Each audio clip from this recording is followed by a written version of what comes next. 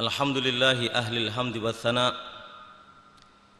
al-munfarid birida'il kibriya al-mutawahhid bisifatil majdi wal ala al-muayyid saffatal awliya biquwwati sabri ala sarra'i wad dharra wa syukri ala al-bala'i wan na'ma wa sallallahu wa sallama wa sarrafa wa majjada wa 'azzama ala nabiyyina wa habibina wa syafi'ina wa azimina wa qurrati a'yunina wa maulana Muhammad sayyidil anbiya wa alihi qadatil baratil adqiya wa ashabihi sadatil asfiya salatan mahrusatan bidawami anil fana wa masunatan bitta'agumi anat ta'asarrumi wal inqida. Wa asyhadu an la ilaha illallah wahdahu la syarika la wa asyhadu anna Muhammadan abduhu wa rasuluh arsalahu bil huda wa dinil haqq lidhhirahu 'ala ad-dini kullih walau karihal musyrikun walau karihal kafirun walau karihal munafiqun. Amma ba'du, usikum nafsi bi taqwallah faqad fazal muttaqun. Ayuhal hadirun al muhtaramun, dua pertemuan sebelumnya kita membahas potongan hadis Rasulullah sallallahu alaihi wasallam yang diriwayatkan oleh Imam Muslim, yaitu at-tuhuru satrul iman. Adapun lanjutan hadis ini, Rasulullah sallallahu alaihi wasallam menyampaikan walhamdulillah tamlaul mizan. Bacaan alhamdulillah itu bisa memenuhi timbangan amal. Wa subhanallah walhamdulillah tamla'ani, demikian juga apabila ditambah dengan subhanallah dan juga alhamdulillah, keduanya juga dapat memenuhi timbangan amal. Au tamla'u ma bainas samawati wal ardi, bahkan dijelaskan di sini bukan hanya memenuhi timbangan amal seseorang tatkala dia membaca, tapi akan memenuhi antara langit dan bumi. Begitu besarnya bacaan subhanallah walhamdulillah, bukan hanya memenuhi amal, memenuhi timbangan amal, tapi akan memenuhi langit dan bumi pahala dari Allah Subhanahu wa taala. Yang jadi pertanyaan, kenapa diawali dengan alhamdulillah? Karena ucapan alhamdulillah afdalu siyawul hamdi, adalah paling utamanya ucapan syukur, ucapan pujian untuk Allah Subhanahu wa taala. Oleh sebab itu Al-Quran pun diawali dengan alhamdulillah. Dan dengan alhamdulillah amal timbangan kita akan dipenuhi oleh pahala oleh Allah Subhanahu wa taala, dengan pahala oleh Allah Subhanahu wa taala. Dan pahalanya kalau ditimbang dengan timbangan amal yang lainnya, maka dengan sendirinya ucapan alhamdulillah itu jauh akan melampaui daripada timbangan amal dari sisi kiri, hingga memberatkan catatan amal, timbangan amal dari sisi kanan. Karena bacaan alhamdulillah apalagi diawali dengan subhanallah, itu yang termaktub dalam Al-Quran termasuk al-baqiyatus shalihat, sisa-sisa amal kebaikan, yang diantaranya termasuk alhamdulillah. Sehingga Al-Ala'i radhiyallahu an mengatakan, kalau saya mau menafsirkan alhamdulillah, maka punggung-punggung unta itu akan penuh dengan tafsiran alhamdulillah, dan itu tidak akan selesai. Karena katanya dengan kata alhamdulillah itu memuji Allah. Yang dimaksud dengan memuji Allah berarti juga memuji dengan kesempurnaan yang dimiliki oleh Allah, dan juga mensucikan Allah dari hal-hal yang mengurangi atas kesucian Allah Subhanahu wa taala. Dan memuji Allah berarti al-i'tiraf bil ajaz, mengakui tentang kekurangan makhluk untuk mengetahui Tuhannya Al-Khaliq. Sehingga Sayyidina Abu Bakar As-Siddiq menyampaikan, seorang hamba tidak akan mengenal Tuhannya kecuali dengan pemahaman dan keyakinan kalau dia tidak mampu mengenal Tuhannya, pada saat itu dia telah mengenal Tuhannya. Dan kadangkala kata Imam Al-Ala'i, wa taratan bitafarrud bi'alal maratib, arti memuji Allah itu berarti memuji martabat-martabat Allah, kemuliaan-kemuliaan Allah dengan kemuliaan yang paling tinggi dan tidak ada tandingannya. Sehingga kalau menafsirkan alhamdulillah tidak akan pernah selesai, katanya Al-Ala'i. Al-Quran menyebutkan al-malu wal banuna zinatul hayatid dunya. Harta dan anak adalah hiasan dunia. Wal baqiyatus salihatu khairun inda rabbika. Adapun al-baqiyatus salihat termasuk diantaranya bacaan alhamdulillah atau subhanallah, itu jauh lebih berharga di sisi Tuhanmu daripada dunia dan isinya ini. Thawaban wa khairu amalan, dan itu adalah dari segi pahala jauh lebih baik. Hanya al-mal wal banun itu harta dan anak keturunan, itu adalah zinatu hadil hayatid dunya al-faniyah, hiasan dunia yang fana ini, dan tidak akan ada nilainya kalau tidak diarahkan kepada keridhaan Allah Subhanahu wa taala. Wal kullu ila fana'in wa zawalin la yaghtarru biha illa al-ahmaqul jahul. Semua tidak akan terbuai dengan anak dan harta, kekayaan dan kemewahan, kecuali orang yang dungu dan sangat bodoh, kata para ahli tafsir. Begitu Imam As-Sabuni menafsirkan dalam kitab tafsirnya. A'malul khair tabqa thamratuha abadal abad. Amal kebaikan seperti bacaan alhamdulillah, subhanallah dan yang lainnya, pahalanya selama-lamanya abadi, akan kekal. Dan itulah sebaik-baiknya yang diangankan oleh seorang hamba kepada Tuhannya. Wa yarjuhu indallah, dan sebaik-baiknya angan-angan yang seharusnya dia harapkan dari Allah Subhanahu wa taala. Ada penafsiran lain, al-malu wal banuna wal baqiyatus shalihat, al-malu wal banuna zinatul hayatid dunya wal baqiyatus shalihat. Ada penafsiran lain dari Abdullah bin Abbas, al-baqiyatus shalihat di samping alhamdulillah atau subhanallah walhamdulillah, al-baqiyatus shalihat ialah as-salawatul khamsu, salat 5 waktu. Karena setiap, dan juga ada menafsirkan setiap amal kebaikan, setiap perkataan kebaikan, tindakan kebaikan, niat yang baik, itu adalah al-baqiyatus shalihat, amal yang pahalanya akan kekal hingga kelak pada hari kiamat. Oleh sebab itu, berdasarkan Al-Quran tersebut dan berdasarkan penjelasan hadis Rasulullah riwayat Muslim tadi, maka dalam hadis yang lainnya Nabi Muhammad SAW menyampaikan, istaghfiru minal baqiyatis shalihat, perbanyaklah kalian untuk mengumpulkan al-baqiyatis shalihat. Ditanya oleh sahabat, wa ma hunna ya Rasulullah, apakah al-baqiyatis shalihat yang juga disebutkan dalam Al-Quran itu ya Rasulullah?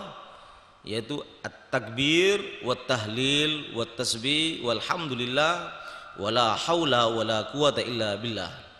Sehingga sahabat Abu Hurairah itu memintal benang, sampai jumlah benang yang dipintal itu untuk mengamalkan perintah Rasulullah itu sampai 11.000. Dan salaf seperti itu. Bahkan ada seorang perempuan pada zaman Nabi, pada saat Nabi masuk ke rumah salah seorang sahabat, ada seorang perempuan megang kerikil, yang satunya dipindah ke yang satunya. Ditanya oleh Rasulullah, itu apa? Kalau di Rasulullah, kami dalam rangka mengamalkan perintahmu dan dalam rangka untuk mengamalkan apa yang diabadikan dalam Al-Quran, al-malu wal banuna zinatul hayatid dunya wal baqiyatis shalihatu khairun inda rabbika thawaban wa khairun amala. Lu batu itu untuk apa? Ya untuk menghitung ya Rasulullah sesuai dengan perintahmu. Istaksiru minal baqiyatis shalihat. Kenapa dihitung? Kalau dihitung itu Rasulullah, kami mempunyai target hitungan tertentu, dan tujuan kami biar kami bersemangat dengan hitungan tersebut. Itulah timbulnya tasbih. Kenapa para ulama kita pakai tasbih? Berdasarkan apa yang dilihat oleh Rasulullah, yang dilakukan oleh seorang sahabiah, dan Rasulullah membiarkan dan mengakui itu adalah kebaikan. Dalam rangka mengamalkan istaksiru minal baqiyatis shalihat, itu at-takbir, bacaan takbir, di mana Rasulullah mengatakan wat tahlil wat tasbih walhamdulillah wala haula wala quwata illa billah. Hadis riwayat Imam Ahmad, An-Nasa'i, Ibnu Hibban, Imam Hakim, dan hadis ini sahihul isnad, sanadnya sahih. Abu Darda radhiyallahu an berkata bahwasanya Rasulullah sallallahu alaihi wasallam bersabda, "Kul subhanallah walhamdulillah wa la ilaha illallah Allahu akbar wa la haula wa la quwwata illa billah."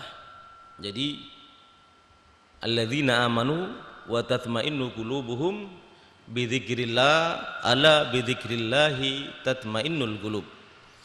Ciri orang yang beriman itu kalau berzikir selalu tenang sehingga zikirnya tidak pernah berhenti. Wa tatma'innu qulubuhum bi dzikrillah ala bi dzikrillah tatma'innul qulub.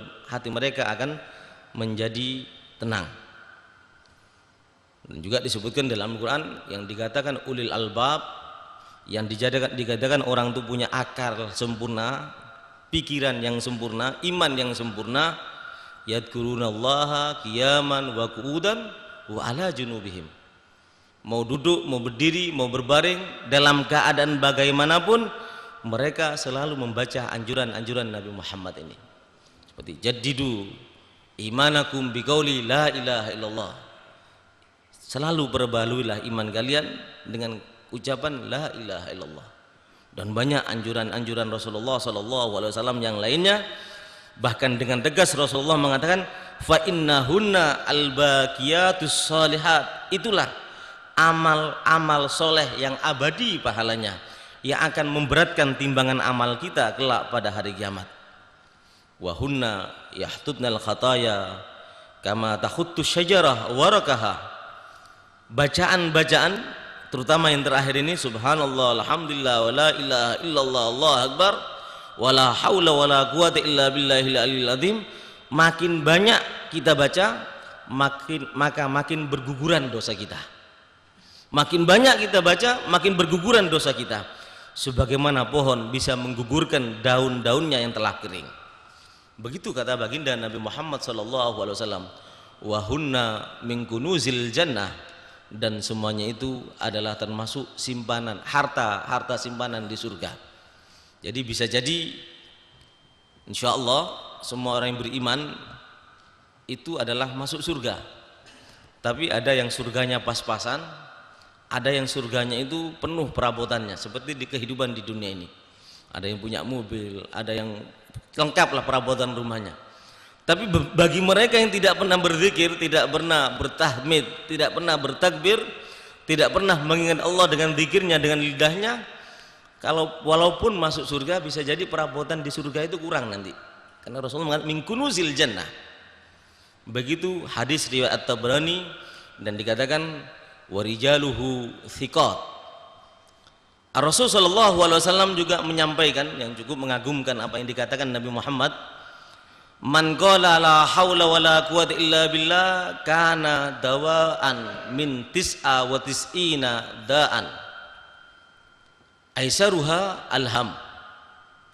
Kata Rasulullah, barang siapa membaca la haula wala quwwata illa billah, maka ucapan atau bacaan la haula wala quwwata illa billah yang disebutkan dalam rotib ataupun dalam wiridul latif. Kenapa disebutkan? Karena bacaan la haula wala quwwata illa billah adalah obat daripada 99 penyakit. Paling ringan penyakitnya akan disembuhkan dengan la haula wala quwwata illa billah, alham, sumpah. Kadang-kadang kita ba'dal asar atau jam-jam tertentu itu kadang-kadang ada suatu kejenuhan yang melampaui batas hingga menghilangkan akal sehat kita.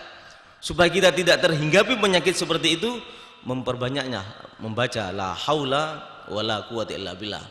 Memang Rasul sallallahu alaihi wasallam menyampaikan wa minad dunubun la yukaffiruha illal ham.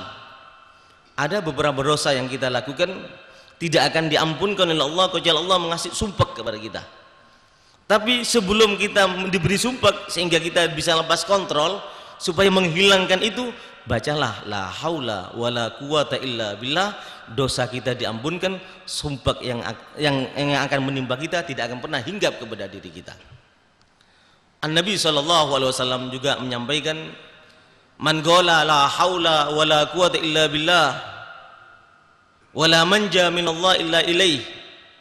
Bacaan itu kata Rasulullah, kasafallahu anhu sab'ina baban minad dar. kalau membaca itu, maka Allah akan menghilangkan dari orang yang membacanya, menghindarkan daripada orang yang membacanya 70 macam daripada bahaya. Adnaha al-fagr, yang paling ringan adalah fagr. Fagr ini di bawah kemiskinan. Bisa jadi yang dikatakan kaya atau miskin itu jangan diartikan kaya itu bukan hanya materi. Kaya itu juga ketenangan. Kaya itu juga ketentraman, kerukunan yang ada dalam keluarga. Bukan harus materi. Tapi bagi orang yang tidak pernah berzikir, tidak membaca la haula wala quwwata illa billah wala manja minallah illa ilaih, maka ada saja masalah dalam rumahnya. Rasulullah SAW juga menyampaikan man an'amallahu alaihi ni'matan fa arada baqa'aha falyukthir min qawli la haula wala quwwata illa billah. Kalau mendapatkan nikmat dan nikmat itu tidak ingin dicabut oleh Allah dari diri orang itu, dari orang yang mendapat nikmat dari Allah, maka perbanyaklah membaca la haula wala quwwata illa billah. Bahkan pada saat Rasulullah Isra, pada waktu naik ke langit bersama Jibril alaihissalam, berjumpa dengan Sayyidina Ibrahim alaihissalam. Sayyidina Ibrahim, Nabi Ibrahim mengatakan, man ma'ak ya Jibril, Anda bersama siapa wahai Jibril? Dijawab oleh Jibril, hada Muhammad, ini adalah Nabi yang paling mulia, Nabi Muhammad, kata Jibril. Maka Nabi Ibrahim alaihissalam mengatakan, ya Muhammad mur ummatak falyukthiru min gharasil jannah, katakan kepada umatmu wahai Nabi Muhammad, perintahkan mereka untuk memperbanyak surga yang mereka miliki, supaya teduh, supaya dingin, supaya lebih indah, supaya memperbanyak pohon-pohon yang ada di surga. Fa inna turbatuha thayyibah wa arduha wasi'ah, tanahnya baik, sangat luas. Ditanya oleh Rasulullah, wa ma gharasul jannah, apa tanaman-tanaman surga wahai Nabi Ibrahim? Dijawab oleh Rasulullah, la haula wala quwata illa billah. Jadi kalau orang tidak pernah berzikir, bisa jadi masuk surga sudah perabotannya berkurang, juga tidak begitu indah tanaman surga yang dimiliki, kebun surga yang dimilikinya. Rasulullah SAW juga mengingatkan, man qala subhanallah bihamdi fi yaumin mi'a marrah ghufirat lahu dunubuhu wa in kanat mithla zabadil bahar. Hadis riwayat Imam Muslim. Begitu indah, begitu mengagumkan bagi umat Nabi Muhammad keistimewaan yang diberikan melalui lidah baginda Nabi Muhammad. Rasulullah menyampaikan, kalau kita rajin membaca subhanallah bihamdi setiap hari 100 kali, maka walaupun dosa kita sebanyak buih di lautan akan diampunkan oleh Allah. Dan juga hadis yang cukup terkenal, hadis yang sering kita dengar, kalimatani khafifatani alal lisan thaqilatani fil mizan, dua kata yang sangat ringan di lidah, sangat berat di timbangan amal, dan sangat dicintai oleh Allah, habibatani indar rahman, adalah subhanallah wa bihamdi subhanallahil azim. Ayolah hadirun al-muhtaramun, kalau kita kaji bagaimana Sayyidatuna Fatimah radhiyallahu anha, bagaimana pendidikan baginda Nabi Muhammad sallallahu alaihi wasallam terhadap salah satu putrinya tercinta. Sayyidatuna Fatimah itu diberi suatu amalan, yang amalan tersebut hampir mirip dengan firman Allah Subhanahu wa taala dalam surat An-Nasr. Itu idza jaa nasrullahil fath wa ra'aitan nasa yadkhuluna fi dinillahi afwaja, perintah Allah, fasabbih bihamdi rabbika wastaghfir innahu kana tawwaba. Jadi bertasbih dan beristighfar, itulah perintah Allah kepada Nabi Muhammad. Bertasbih dan beristighfar, itulah perintah Allah kepada Nabi Muhammad untuk mempertahankan agama ini, terutama di akhir umurnya, untuk mendapatkan kesempurnaan dari Allah Subhanahu wa taala. Sehingga dengan demikian Sayyidul Wujud wal Kainat ini, Nabi Muhammad dan Nabi yang kita cintai ini, memberi ijazah wirid kepada putri tercintanya 6 bulan sebelum meninggalnya, yaitu astaghfirullah alladzi la ilaha illa huwar rahmanur rahim, al hayyul qayyumul ladzi la yamutu wa atubu ilaihi rabbi firli fasabbih bihamdi rabbika was taufir. Di mana salaf kita mengajarkan barang siapa membacanya tiap subuh dan sore sebanyak 27 kali, maka dia tidak akan melihat di keluarganya, bahkan di negerinya atau di kampungnya, sesuatu yang tidak menyenangkan bagi dirinya. Artinya anaknya bisa menjadi anak soleh, istrinya bisa menjadi anak yang soleh, tindakan keluarga dengan sendirinya, dengan mengamalkan apa yang diperintahkan oleh Allah kepada Nabi Muhammad dan dikarang khusus oleh Rasulullah untuk dihadiahkan kepada putrinya. Amalan ini kalau kita amalkan, maka suasana keluarga kita menjadi tenang. Inilah yang perlu kita perhatikan dan kita jaga. Bahkan pada saat dulu saya di pesantren, saya diingatkan, memang kadangkala kalau di keluarga itu ada sesuatu yang tidak nyaman. Kata beberapa guru yang mengajari kami pada waktu itu menyampaikan, pertanyakanlah pada diri kalian, apa yang kurang pengabdian kalian kepada Allah? Apa sholat kalian, apa bacaan Al-Quran kalian, atau dzikir atau wirid yang lainnya? Pasti ada kekurangan, sehingga Allah memberikan masalah-masalah yang sebetulnya bukan masalah, tapi malah menjadi masalah. Inilah begitu hebat Nabi kita Nabi Muhammad SAW, begitu sayang Nabi kita Nabi Muhammad SAW. Melalui bimbingan Allah Subhanahu wa Ta'ala, kita diajarkan untuk berzikir, kita diajarkan untuk bertasbih, kita diajarkan untuk mengingat Allah, dalam rangka dengan cara semuanya itu dosa-dosa kita diampunkan oleh Allah Subhanahu wa Ta'ala. Dalam rangka kalau kita masuk surga, jangan masuk surga yang tidak ada isinya sama sekali, perabotan-perabotan yang dibutuhkan, keindahan tanaman-tanaman tidak ada, karena pada saat kita hidup tidak pernah berzikir, tidak pernah berwirid. Tidak salah kalau salaf kita mengatakan, man laysa lahu wirid fahuwa girid. Orang yang tidak suka berwirid tidak ada bedanya dengan kerak, loncat sana loncat sini seakan-akan tidak butuh kepada Allah Subhanahu wa Ta'ala. Oleh sebab itu Rasulullah SAW mengatakan, arbaun man u'tiyahunna faqad u'tiya khairayani dunya wal akhirah.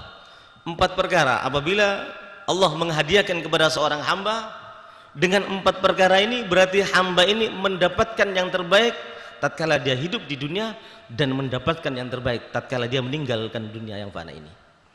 Yang pertama yaitu lisanan dzakiron, hati yang tidak pernah berhenti berzikir. Berarti kehidupannya di dunia adalah terbaik karena dosanya terampunkan. Kehidupannya terbaik di dunia, kenapa?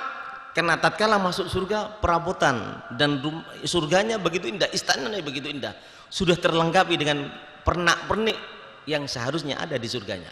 Lisanan dzakiron. Yang kedua, wa qalban syakiron, hati yang selalu bersyukur. Yang ketiga, wa badanan alal balai sabiron, badan yang selalu bersabar untuk menerima ujian-ujian dari Allah. Itu 3 di antara yang 4 itu. Apabila kita lakukan, berarti kita mendapatkan yang terbaik tatkala kita hidup di muka bumi ini. Begitu kata baginda Nabi Muhammad sallallahu alaihi wasallam. Ya hadirun al-muhtaramun, kita ketahui bersama Allah Subhanahu wa Ta'ala mengingatkan kepada kita tatkala hajatul wada, Allah menurunkan firman-Nya, al-yauma akmaltu lakum dinakum wa atmamtu alaikum ni'mati wa raditu lakumul islam madina.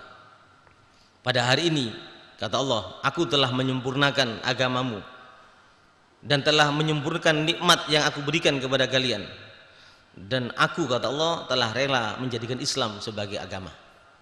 Di mana dalam rangkuman Islam itu, dalam komponen Islam itu, diantaranya bukan hanya syariat, bukan hanya sholat 5 waktu yang kita lakukan, tapi juga di situ dilengkapi dengan firman Allah, fasabbih bihamdi rabbika wastaghfir.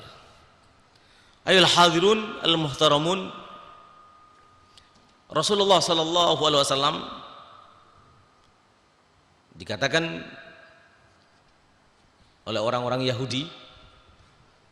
Kata orang-orang Yahudi sangat mengagumkan agama Islam ini, karena secara utuh Tuhan mereka telah mengatakan al-yauma akmaltu lakum dinakum wa atmamtu alaikum ni'mati wa raditu lakumul Islam madinah. Itu di Hajatil Wada. Andai kata Nabi kami, Rasul kami mendapatkan jaminan seperti itu, keistimewaan seperti itu, pengakuan seperti itu dari Tuhan kami, maka hari turunnya surat seperti itu, ayat yang seperti itu akan kami jadikan hari raya bagi kami. Begitu mengagumkan umat Islam ini. Begitu, karena disempurnakan oleh Allah Subhanahu wa taala semua yang mereka anut, agama yang mereka anut. Begitu kata orang-orang Yahudi. Il hadirun al-muhtaramun. Oleh sebab itu dalam hadis ini dilanjutkan oleh Rasulullah sallallahu alaihi wasallam, kita boleh berzikir tapi tidak boleh. Jadi kalau pertama disuruh bersuci, suci zahir, suci hati, suci badan. Yang kedua kita disuruh banyak berzikir. Bahkan salafun saleh itu mempunyai amalan, kalau surat Isra setelah 16 menit setelah terbitnya matahari itu ada amalan mereka amalkan, sholat 2 rakaat dengan 5 niat itu, dan doanya doa istikharah itu dalam rangka juga berzikir, memohon kemampuan kepada Allah Subhanahu wa taala untuk melakukan yang terbaik dalam hidupnya. Bahkan salafun saleh biasanya kalau mau keluar dari rumah dalam rangka menjalankan dari hadis-hadis yang sebelumnya kita sebutkan, idana bahu amrun badarahu ila shalah. Rasulullah tiap menghadapi suatu masalah, bisa jadi mau keluar rumah sholat dulu, mau masuk rumah sholat dulu. Dan amalan-amalan semacam ini adalah bagian daripada zikir, dan itu diamarkan oleh para salaf, sehingga mereka dalam langkah-langkah mereka selalu diridhoi oleh Allah Subhanahu wa taala. Ya hadirun al-muhtaramun, mungkin untuk pagi hari ini demikian yang dapat saya sampaikan. Mudah-mudahan kita diberi kemampuan oleh Allah Subhanahu wa taala untuk mensucikan diri kita, sehingga kita, badan kita dan hati kita, sehingga mudah bagi kita untuk berzikir, dan insyaallah kita mudah untuk sholat, mudah untuk zakat, dan mudah untuk melakukan kebaikan-kebaikan yang lainnya, sebagaimana penjelasan berikutnya dari hadis riwayat Imam Muslim ini. Demikian yang dapat saya sampaikan. Wal afu minkum. Wassalamualaikum warahmatullahi wabarakatuh.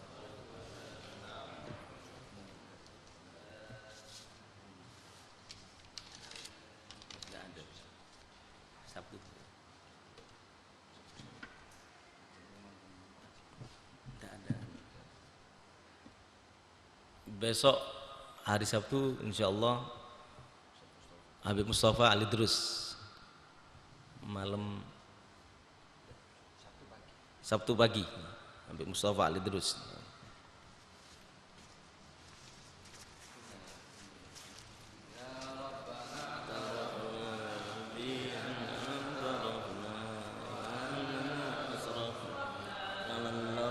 أسرفنا وتب علينا توبة توصل لكل واستر لنا العورات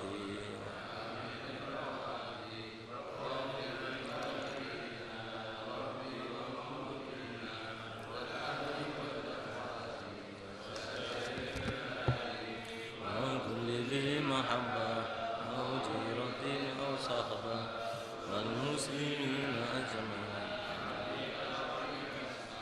فضلا وجودا منا لا باكتساب منا بالمصطفى الرسول الأعظم الميزان صلى وسلم ربي عليه عبد الحق وآله وصحبه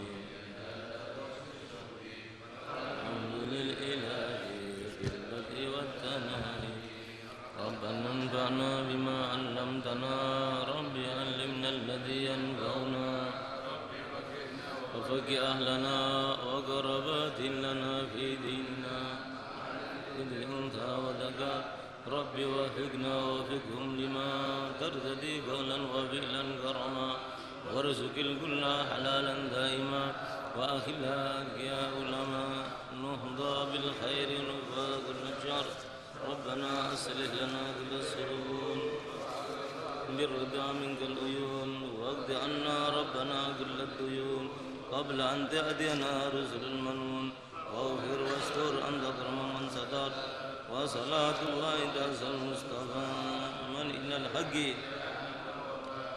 بكتاب فيه للناس شفاء